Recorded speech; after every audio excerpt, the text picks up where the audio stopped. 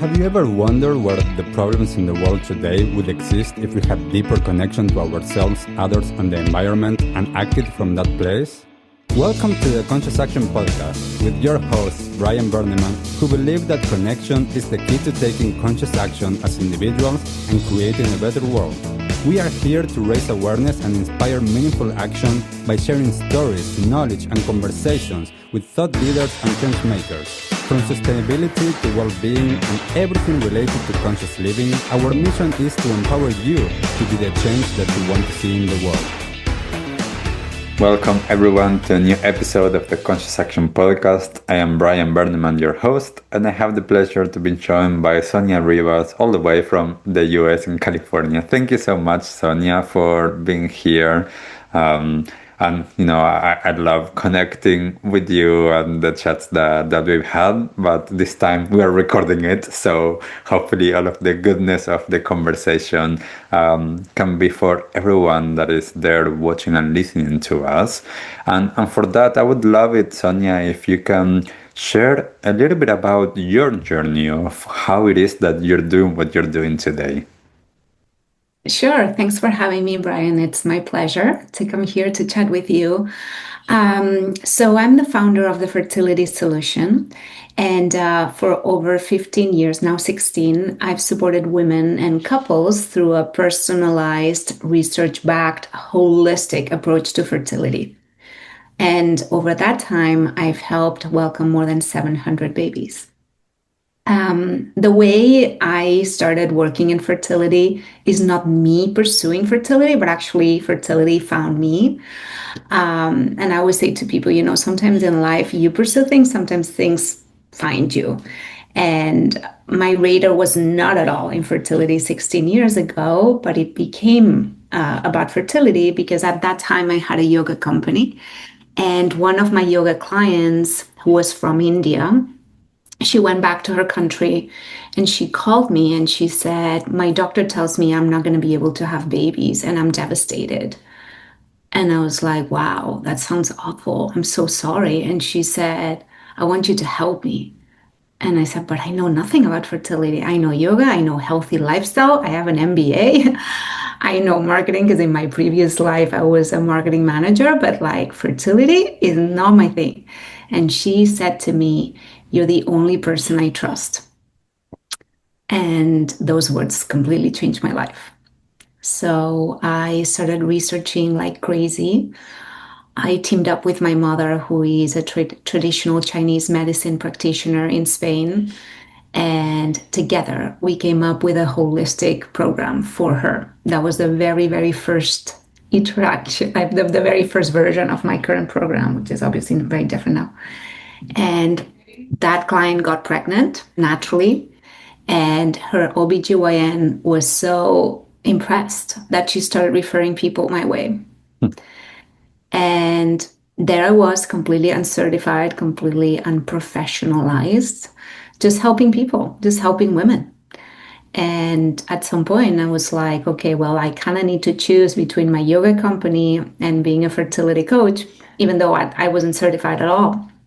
So then I took the time to get certified as a health coach, to get a lot of certificates around nutrition, hormones, pregnancy, you name it.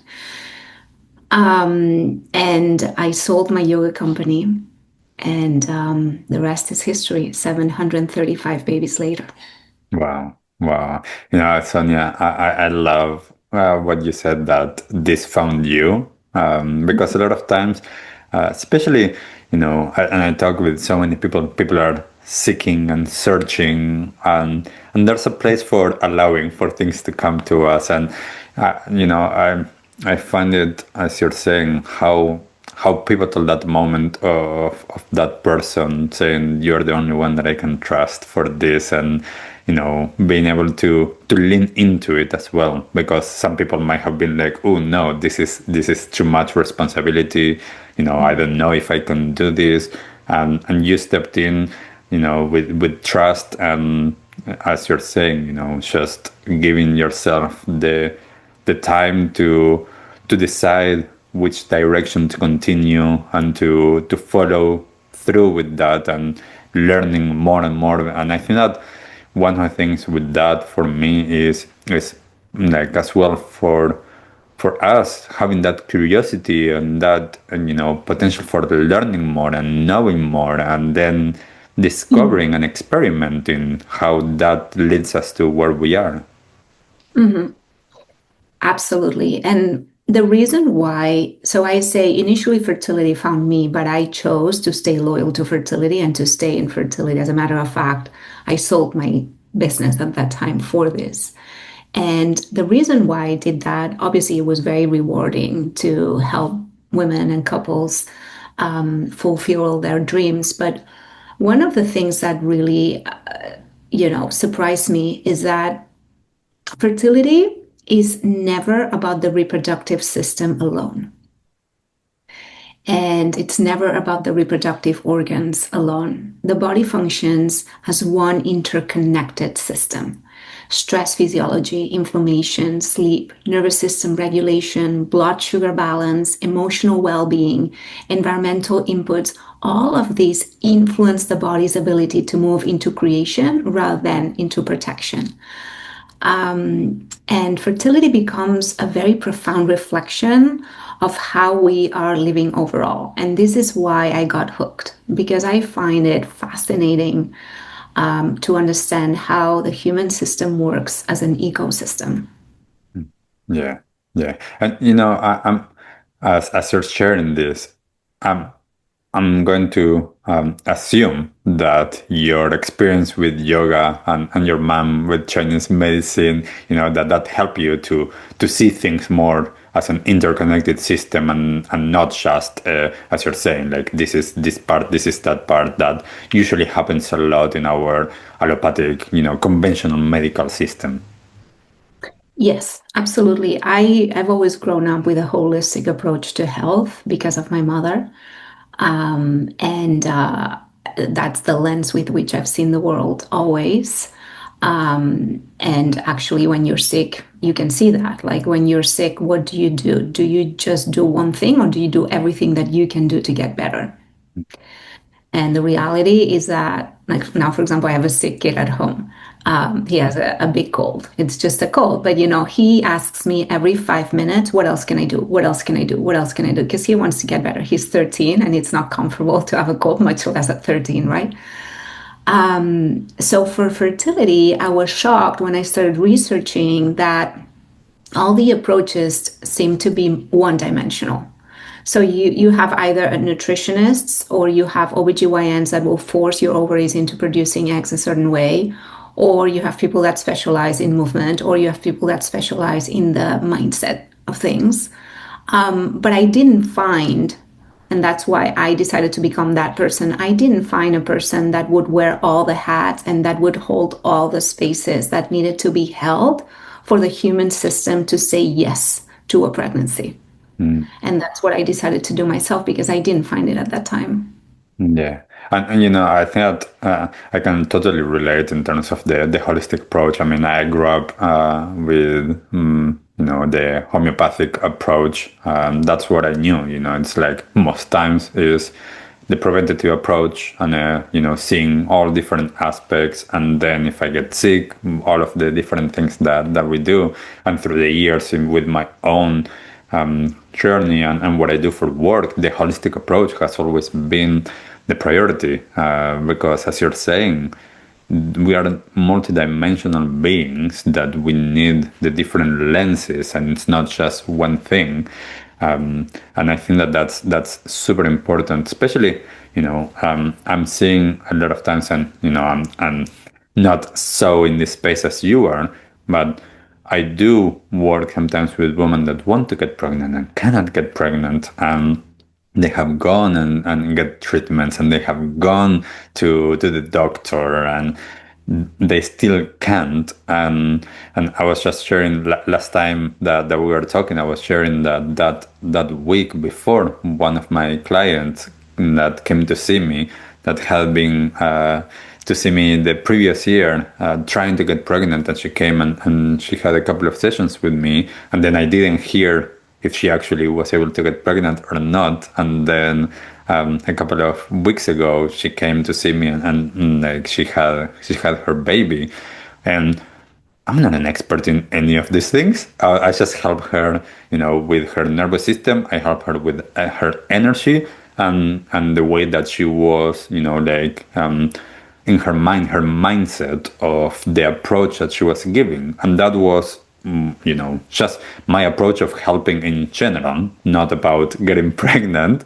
but it definitely worked for her. So I'd love to know a little bit, Sonia.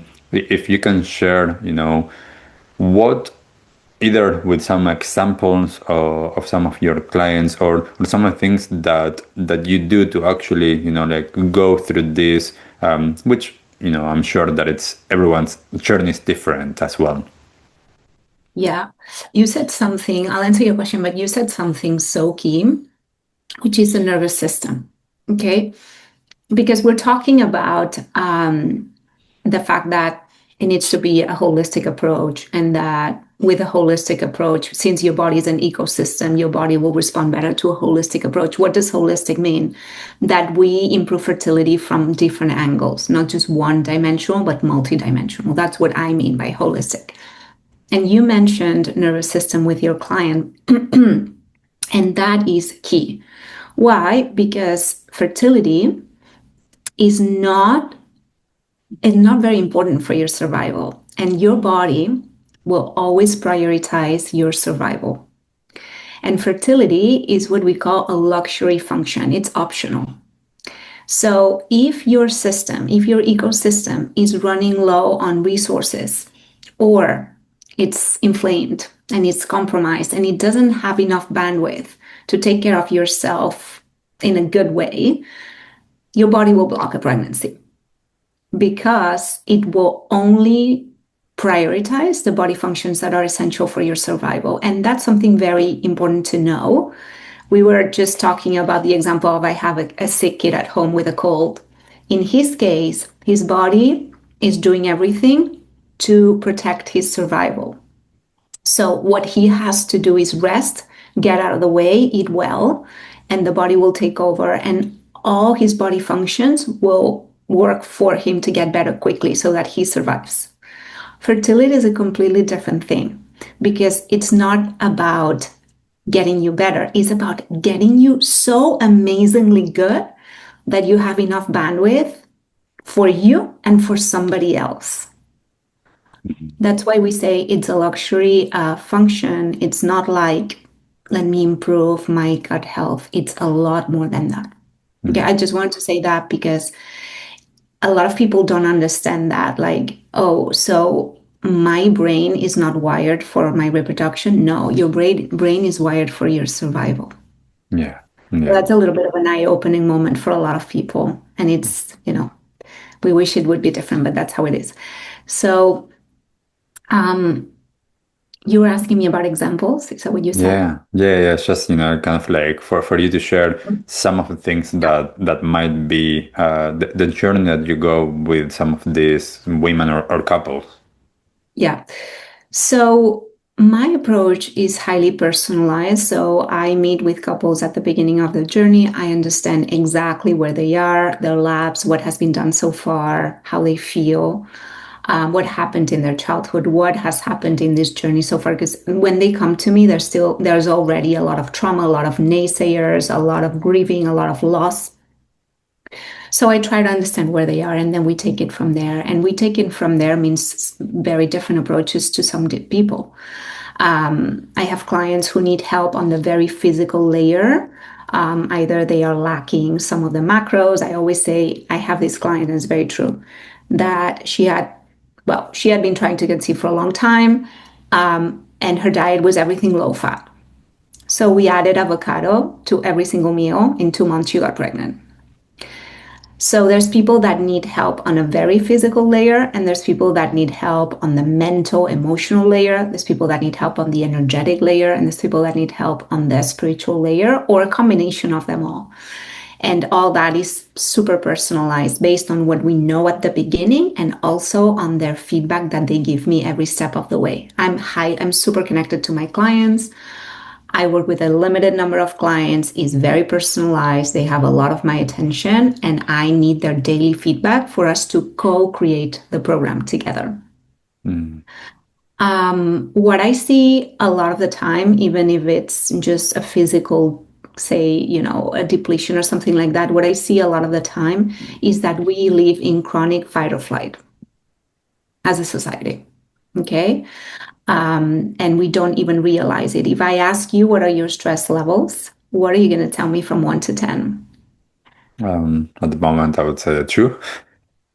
A 2. Okay, awesome. Well, that's also because that's you, and also you live in New Zealand. And I mean, I don't know. Like I'm speculating, But but I know that even though I'm not the norm. yeah. Well, a lot of people, to be fair, like the reason why I'm asking you this is because a lot of people tell me maybe a 5. But the reality is that when I put them on the trackers, like either rings or Apple Watches or things like we have different ways to track, the stress levels of people today are through the roof. Yeah. We are in constant fight or flight. I'm now thinking of a client who is the example of that. She is an acrobat in Las Vegas, in one of the big shows in Las Vegas. And when I met her, she wasn't menstruating at all. Yeah. And I asked her, hey, how are your stress level? And she said, I'm totally fine. I've been doing this my whole life. Like, this is not a big deal at all. I chill during the day. Maybe I train a couple times a week and then I do my show, which I could do with my eyes closed. Like, I know it so well inside out and I'm not stressed at all. And I was okay. Let's measure your stress levels through the roof. So for her specifically, it took a few weeks or a couple months to bring her from super high stress levels to manageable stress levels with a bunch of tools that we created for her specifically. And then she started menstruating again. Now she's pregnant. I just saw her baby moon pictures that she went to Bora Bora. Mm. But yeah, that's a message that I want to convey. Number one layer for everyone in 2026 in the Western world is going to be get out of fight or flight. And there's a lot of things, it's kind of like contradictory because in fertility, we track a lot of things. So a lot of things that we do could put you in fight or flight. And we have to find that sweet spot between you taking care of your actionables, you tracking the things that we need to track, and being on top of the actionables that are going to actually move the needle for you, but at the same time, find a way to do all this without you being in fight or flight. Yeah. Yeah. And I think It's kind that, of like yeah, and that's a really I think a really important, especially as you're saying, like most people, especially those that perhaps haven't been on this journey or don't have yet the tools to incorporate into their lives, the chronic stress is so bad that that's been normalized as well. As you're saying, they might not even know what's happening.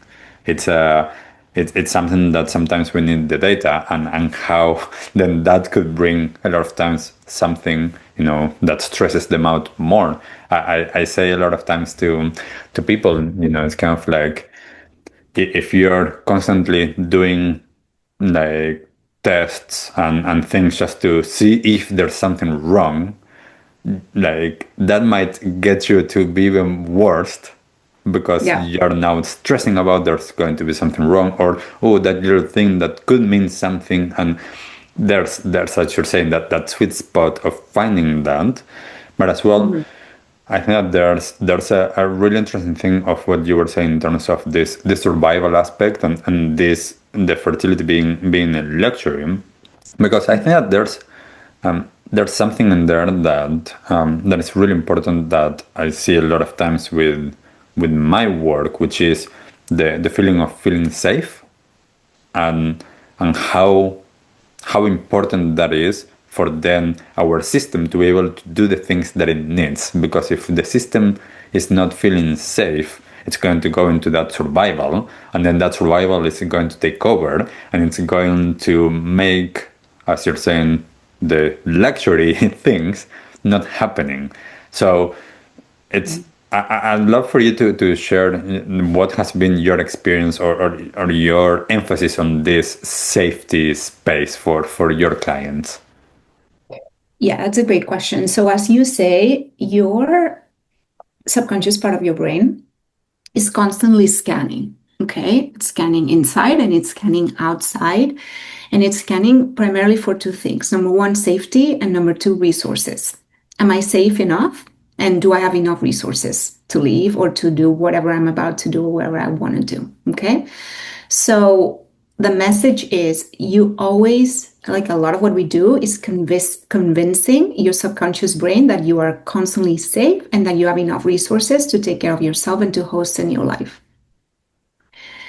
Now, we're talking about the subconscious brain because that's 90% of our mind, and only 10% is the conscious mind. So at a conscious level, you and I can decide a lot of things, but my life will reflect my subconscious mind, not my conscious mind. So a lot of the things that we do is not just a conversation, but it's stepping into action so that your subconscious brain understands that, and that gets kind of like ingrained at a cellular level. One of the things that we do, one of the tools that we take here with everyone is set an alarm every 2 hours, stop everything that you're doing, put your hands on your belly, close your eyes, and take 5 solid, long, deep breaths. So what that does is it activates your parasympathetic nervous system, which is the rest and digest. When that's activated, your subconscious mind understands that you are safe, and it gives a chance to all your body functions to function normally. When that's not happening, what's the opposite of that? Your sympathetic nervous system is activated, which means you are in fight or flight, you're in survival mode. And then what your body does, it only prioritizes the body functions that are essential for your survival and puts everything else at the back burner. And the one function that's not essential for your survival, as we were saying, is fertility, right? So what we do is we proactively activate your parasympathetic nervous system every 2 hours.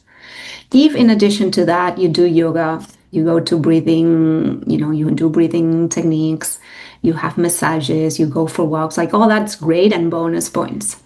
But rain or shine, every 2 hours, activate your parasympathetic nervous system, your life will transform a lot. Yeah, and I'm interested, Sonia, as well. If how more than if how do you approach the work in terms of when there's some, and as you're saying, this is a lot of times really subconscious, energetic because of my work. There's a lot of times when I'm doing family constellations, and there's clients that are bringing that trauma, intergenerational trauma, into the space, and there's fears because of what has happened in the past with birth and things like that. How do you approach that space, or has that shown up in your work? Yes, that's a great question. It's giving me the chills. So not everybody is ready for the same level of conversation, and I say that with all my respect. We are all at different points of our journey. We have all different ways to see spirituality, and I don't have the same conversation with everyone. It would be impossible. With some people, past lives or generational trauma or generational messages make a lot of sense, and for some people not at all. Okay, for me, I'm a very spiritual person, so I can have all these conversations very comfortably, but I know that not everyone's receptive, or depending on the religions. I work with people from all over the world, and I'm very respectful of all religions. So depending on how people are open or not, we have certain conversations or we don't have them. However, we do a lot of work to distill what is it of everything that I'm carrying, what is it that serves me now, and what is it that doesn't serve me now. And that already gives me a lot of ground to work in terms of like, what limiting beliefs are you carrying? What emotions are you carrying? When you meditate, what comes up for you in terms of like fears? Like for example, I have a client who's trying to get pregnant who has terror of nausea. We don't know where this comes from. It could be generational, it could be anything. But in this case, it's important to treat this because she feels that during pregnancy, she will be nauseous. And she's terrified of getting pregnant because of that. So if we don't treat that, if we don't address that, then we're not helping that specific client, right? Yeah. Now, when fears come up, what do we do? First thing is we talk about it at length. Everything needs to be poured out. The second thing I do is name emotions. There's a lot of research proving that the most effective part of talking therapy is to reach a point where you can name your emotions. I am scared. I am angry. I am frustrated. I am resentful. That way, not just this happened to me. So we name the emotions and then we identify the limiting beliefs. Okay. And then we do different things with that. One of the powerful tools that we use is it's called The Work by Byron Katie. I don't know if you're familiar with that. Yeah. Byron Katie wrote many books. One of them is Loving What Is. It's one of my favorite books in the world. If somebody's listening, listen to the audio version. It's really good. So Byron Katie offers 4 questions and a turnaround for limiting beliefs. Okay, we all have limiting beliefs. The question is not if you have them or not. The question is which ones are you carrying right now? So we're going to take a limiting belief and we're going to put it through 4 questions and the turnaround, essentially to understand that as the human beings, we make up stories. All our life is made of stories. And we make up a lot of lies, consciously or subconsciously, a lot of the times not even knowing. And we attach to those lies and we make our lives very miserable. And we torture ourselves a lot because of those lives. So with the work of Byron Katie, and if you're interested, we can talk more later on that. We realize like, oh my God, like all the limiting beliefs are kind of like lies that I'm carrying with me that are making my life impossible. And therefore, I'm choosing to let them go and I'm choosing to replace them with something that's more constructive. And then the last thing that we do is we come up with positive affirmations that are completely tailored to every person. And I think it's very important that they're tailored to every person, not just that, but that they tailor to you today, to the version of you that needs to hear certain things today. Okay, because not everybody needs the same things. And then once you come up with your top 10 self-affirmations that are made for you specifically, then you're going to read them before you go to bed 3 times. And when you wake up and you're a little groggy, you're going to read them 3 times again every single day. Yeah, how beautiful. You know, it's something, as you're saying this affirmation, I have this gratitude affirmations that it's the first thing I do. I wake up and like now it's just, you know, I've been doing it for over 20 years and now it just happens more automatically, but it's the repetition of that and just being able to open to the feeling of that in my life, and it's so wonderful. And yeah, I think that as you're saying, there's something that of course it depends on the approach, lens, and openness level of every person and where they are, how to approach it, and especially with some things like this that might be more from a potentially spiritual or energetic lens.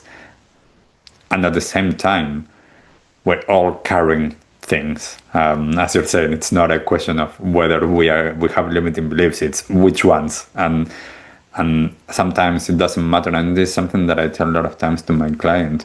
It doesn't matter where it comes from. What matters is that we're carrying it and we can choose something different. And then, yes, I might use family constellations to work with that or other approaches, but it's about bringing that into light and then, as you're saying, questioning it and then bringing something different that takes the place of that, so that, you know, as we live in mostly this unconscious autopilot experience, then the underlying program is supporting us against, and instead of being against us. Totally, 100%. You said something that I like a lot. I'm very practical and at the same time I'm very spiritual, but I'm also very practical. And sometimes it doesn't really matter where things come from. What matters is that you're carrying it. It's what you said. And then let's help you uncarry that. Let's help you unpack that and dilute that and leave that behind, whether it comes from another generation, from another life, from your childhood, from subconscious, whatever, from something that a doctor told you 5 years ago. At the end of the day, let's be practical. It doesn't belong to you. It doesn't serve you. It's holding you back. So let's work on that. That's bottom line what it is. Yes, definitely. I think that's, I had a couple of times through the years, people tell me, like, you seem kind of like a robot with some things. It's like you're going super practical, whereas I thought that there was going to be super spiritual or something like, well, it is super spiritual to be practical as well, like to not, to be like that. It's like, as we were talking, this is happening. I no longer need to carry this. Now that I know that I'm carrying this, I'm going to change that. Perhaps that takes a while, it takes a process and everything, but it's that practicality. It's like, does this serve me? Yes, no, that's it. Like, Yeah, let's move on. I'm like that. I'm like that too. I'm like that a lot with labs. For example, reading labs. Something I see all the time with doctors, and I respect them because I work with fertility clinics sometimes, but we bump heads a lot. And one of the ways we bump heads is how we read labs. Okay. And I mean, I could go on and on about this, but like labs is a classic thing. Like it's so easy to get hung up on labs and testing after testing and test again and test again. And at some point, I'm like, okay, at what point are we going to move from the theory world into the practical world? Because I have to tell you something, whether your vitamin D is high or low, I'm still going to supplement you with vitamin D because I want your vitamin D to be high for fertility. So instead of testing you 7 times, I'm going to say, hey, Brian, here's your supplement for vitamin D. Get in the sun every day, exposing 70% of your skin. Try not to burn yourself. Use your judgment. Done. I don't need 7 tests to tell you that. Yeah. And a lot of people find it very confusing because, like in the fertility space, everything is lab-based up to a point, because it's like at some point we're going to step into action and the action is going to be the same. And guess what? The action is going to build your habits that are going to change your hormones, that are going to change your physiology, that's going to get you pregnant. So let's step into action. Yes, definitely. And as you're sharing this, especially now with Sonia, with the example that you gave with vitamin D, I'm sure that as you're saying, like, and you mentioned at the beginning, the physical aspect of the fertility journey, there's a lot that have to do with what we're putting into the body, and our consumption of food, even of potentially a lot of times with women, creams and perfumes and things like that. Could you share a little bit around this aspect of what we are putting into our body in terms of being able to actually potentially get pregnant? Yes, so let's talk about the physicality of things. So the number one thing we put into our body every day is food. Okay, you know the saying, you are what you eat. I would extend that to you are what you eat, what you think, what you inhale, who you hang out with, and also the people and also the media that you consume, or like you are more than what you eat, but you are what you eat. So it's very important. And I just said, I work with people from all over the world. I work with different cultures. Every culture has amazing things in terms of like nutrition that they do really well, but also some things where they're not as good. For example, I work with a lot of Indian people and I love their food, and it's highly nutritious, but it's very carb dense, right? So we need to adjust the macros for Indian girls or Indian couples. Or I also work with American people who some of them don't know how to eat truly. And I educate them on what you should eat. So for fertility, how a fertility plate should look is half your plate should be non-starchy veggies, a lot of dark green leaves, and colors.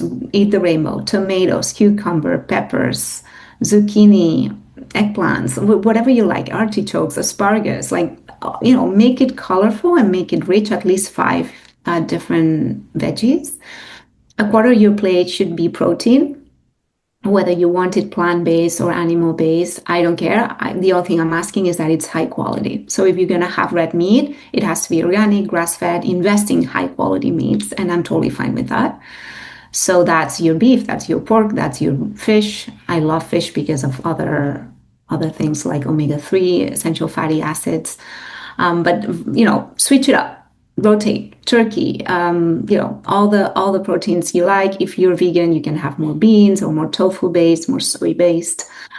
And then the remainder quarter is half is fats, healthy fats. So that could be avocado, extra virgin olive oil, nuts and seeds. And the other half would be the starches and the grains. So you can have some rice, you can have some sweet potatoes, my favorite. And if you want to have some bread or if you want to have some pasta, that's going to be the portion. But it's not more than a fist size. So we say for protein, a palm.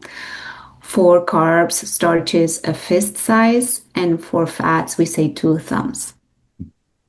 So that's the plate structure. Bonus points, fermented foods. So I always try to add some kimchi on the side, some kefir on the side for probiotics.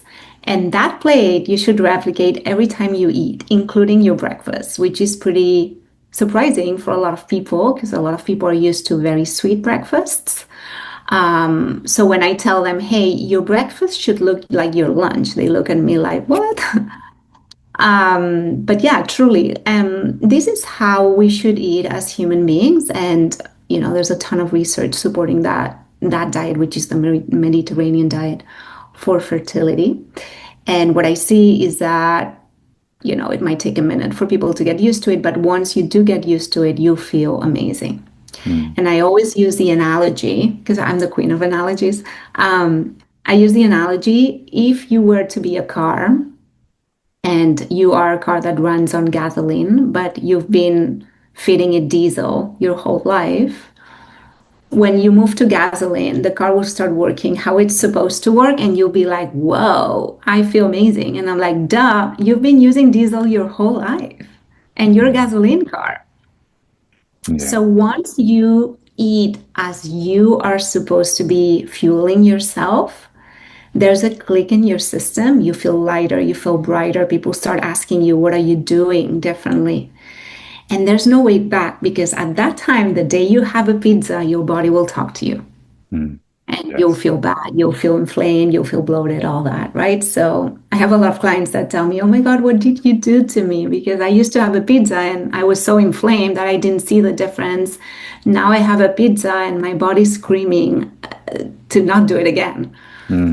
Yeah, I see that. So, I mean, I changed from the diet that I grew up in Argentina, the typical Argentinian diet, to then becoming vegetarian, then vegan. I remember at the time that I was vegetarian, I went back to Argentina once to visit, and it's just, and my family, like, they went out to a barbecue place, and I just wanted to try to remember the taste, and I just had a little piece of meat, and it just hit me like a brick. And I was like, I used to eat this all the time, and now, like, I couldn't, for 2 days I couldn't eat. I just felt so heavy. And it's similar when I usually don't eat gluten. I'm not gluten intolerant, and yet when I eat gluten, I can feel it, and I can feel what it's doing in my body. And I think that it's so interesting, because we get to learn from a first-hand experience what feels, as you're saying, what feels right, what feels that is the right fuel for our engine. And I think that as well, one of the things that I really appreciate, and we talked about it the previous time that we were talking, that it's not about you need to be vegan or you need to be like keto, or you need to do this or you need to do that. It's like, okay, what's your diet? Let's work with your diet to bring the elements that you need, as you were sharing before about that claim with the avocado. Like, let's add this to you, and not let's switch it all because this is the diet. It's everyone is their own judge on how they want to choose what they do. Absolutely. So what you're describing is called bioindividuality, and it's one of my biggest values. Mm. And it's interesting because when I went through nutrition school, one of the things I did, they were encouraging us to be guinea pigs for all the diets they were teaching us. They taught us all the diets. And then for 1 or 2 weeks at a time, I was carnivore. And for 1 or 2 weeks at a time, I was vegan. And for 1 or 2 weeks at a time, I was keto and so on, right? And it's interesting because you saw it in your own body, how your body was reacting to all the diets. And, we were sharing with other students, and everyone was doing great on different diets. And the truth is that all these diets have very strong research proving that they work, except it doesn't work for everyone. So ultimately, and that's something we do not just with nutrition, but with everything here, we need to find every person's way. The Brian way, the Mary way, the Sandra way, like all the ways. And this is why I work with a very limited number of clients, because it does require a lot of my attention to figure that out with daily feedback in terms of like everything that we're doing. We need to curate it for that specific person, get feedback, and then edit again, and then curate it again, and then iterations of that until we get the body to open up, the body to blossom, the body to be in what we call homeostasis, which is the state in which all your body functions work optimally and you are in harmony. And that's when we see, quote unquote, miracles happen. Yeah, I love that, as you're saying, that homeostasis, or that place of finding that balance in all of the layers that we have, because then, as you said at the beginning, then the body can actually have enough resources, and that the body is able to go into that luxury space instead of just thinking, and I need to survive, because now things feel okay, things feel safer. And as well, I think that there's, in my experience and with a lot of my clients as well, in that space, then there's more trust of what can happen, instead of everything being kind of like constricted. Then we have that openness, and we can trust, and then we can potentially allow. And in this case, and I think that in this case is for fertility, but that's for life, like for whatever it is that we're wanting to do. Absolutely. Absolutely. So we have inside my work, I simplify things from a framework called detox, nourish, and flow. That's something that I made up. And within the principle of bioindividuality that we were just talking, I encourage every person to go through these 3 steps: detox, nourish, and flow. So detox is about identifying and reducing obstacles. What's not working for me? We were talking about it prior with limiting beliefs, but it also pertains to the physical world and the emotional world and everything. So that can mean inflammation, that can mean blood sugar dysregulation, that can mean environmental toxins, that can mean chronic stress overload, nervous system hypervigilance, nutrient depletion, or lifestyle patterns keeping the body in survival mode. Okay, so we talked about these at length. The next step is nourish. And nourish is where we deeply support the body. So not only with nutrition and supplementation, but also with sleep, with minerals, with hydration, with emotional support, nervous system regulation, and rebuilding this safety that's so precious inside the body. And then we move on to flow, which is the personalization that we were talking about as well, because every person's so different, every cycle so different for every woman. And the body wants homeostasis and not perfection. And what's very important to me, since we were talking, we're action oriented. What's very important to me is that we come up with a program that's not just useful for you for a week, but that's sustainable for you for the rest of your life.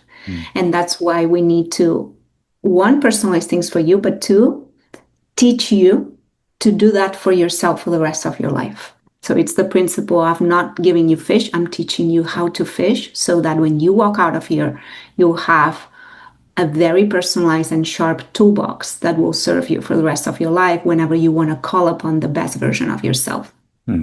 Beautiful. I love that. I love those steps as well as a framework, as you're saying. Like let's figure out where you are. Let's do the right things, and then let's create the sustainable approach to life. Like that's one of the things a lot of times in my work that I tell people as well.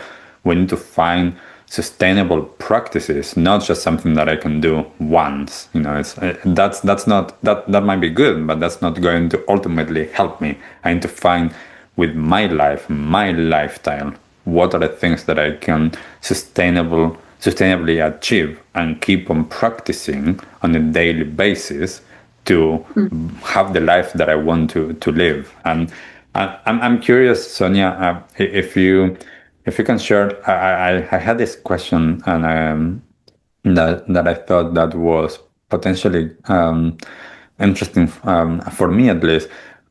Have you worked with many women that have already had babies and then are having challenges having another baby, or is it mostly first time or someone that hasn't had babies? What you're describing is called secondary infertility, and I do work with a lot of women that are experiencing secondary infertility. And one of the reasons why this happens is because once you have a baby and a toddler, and you're still managing your life, then they enter survival mode. Because managing it all is a lot, juggling it all is a lot. And in today's society, we don't have enough tools, especially in the United States. We don't have enough tools to help mothers deal with all that, with the first years of having a baby and or a toddler and managing everything. And they carry a lot of stress. All of them are in survival mode. Yeah, got it. Yeah. I was just, it's such a interesting thing because I realized as we were talking that some of my clients that have come to see me, they have never been pregnant and they've been trying, and then some others that actually had babies, and then they've been trying again, and as you're saying, like I hadn't put that as a that you just mentioned hadn't clicked. So now that clicked, and like of course, like they're putting all of that energy into that, and that also brings a lot of stress of like the stress of giving birth, the stress and like of having to take care of someone, of changing your entire life a lot of times, because now if you are a parent or mother, then your life changes in a lot of different ways. So yeah, that completely makes sense. Yeah. Yes. What's very important is that for women to understand that your body is not broken, because a lot of women come to me like truly thinking that their body is their enemy, because it's not working and it's not doing what they want the body to do. And my message is that many women do not need more fear. I think the fertility industry is very fear-based, and women don't need more fear, but what they need is more support, more understanding, more nourishment, more safety, and a more holistic conversation around fertility. The body has an incredible capacity to recalibrate when given the right environment. And fertility is not separate from the rest of your life. It reflects the entire ecosystem of your body. So if your body is not doing what you want it to do, look at the whole system with love and with hope instead of with fear. And try to optimize every single area of your lifestyle that is related to your fertility so that you can lift yourself up to homeostasis. Once you sustain homeostasis for 4 months, you'll get pregnant. Beautiful. Sonia, and for anybody that is watching or listening to us and they are curious about potentially, exploring working with you, how can they do that? Where do they go? So earlier we were talking about my 3-step system. So I have a video at thefertilitysolution.com that explains these 3 steps in detail with a ton of case studies. So if you want to get pregnant, you're trying to get pregnant, this is definitely worth 30 minutes of your time. You don't have to work with me to enjoy the video and to get a lot of actionables from that video. As I told you, I'm very action-oriented. So watch that video at thefertilitysolution.com. If it resonates with you, it will tell you how to get in touch with me. I also have a lot of free educational content on my Instagram account at Sonia Ribas Coach. Beautiful. I'm going to put those links on the show notes so that everybody, it's easy to join. For everybody that has been watching and listening to us, what resonated with you? What did you hear? What have you already implemented in your life? If you have, your own journey of fertility, please share it. Whatever it is that you're finding this podcast. My belief is always that the more that we share, it makes other people open up. It makes things easier to understand. It's not, as you're saying, there's nothing wrong with us. I'm not broken. This is, things that happen to other people as well. We are not alone in this. So that support, I think that it's really, really helpful. So yes, just leave a comment, whatever it is that you're finding this. And thank you, Sonia, so much for this conversation and for the work that you're doing. I think that it's wonderful, that we have someone that can support this part of life, which is beautiful, and that increasingly it's getting more and more challenging for a lot of women. Thank you so much for having me. It's been my pleasure. Yeah, thank you, Sonia. And thank you, everyone, for watching and listening to us. And we'll see you on the next time. Bye. Bye. What did you like the most about this episode? Take a moment to think about what change you can make in your life today. Share your conscious action on social media using #ConsciousAction and tagging @ConsciousActionNZ so we can celebrate your impact on the world and create a ripple effect. One easy action we would love for you to take right now is to share, like, and subscribe to this podcast. This will help us get these messages out into the world and inspire more people to take conscious action in their own lives, contributing to the better world we hope for.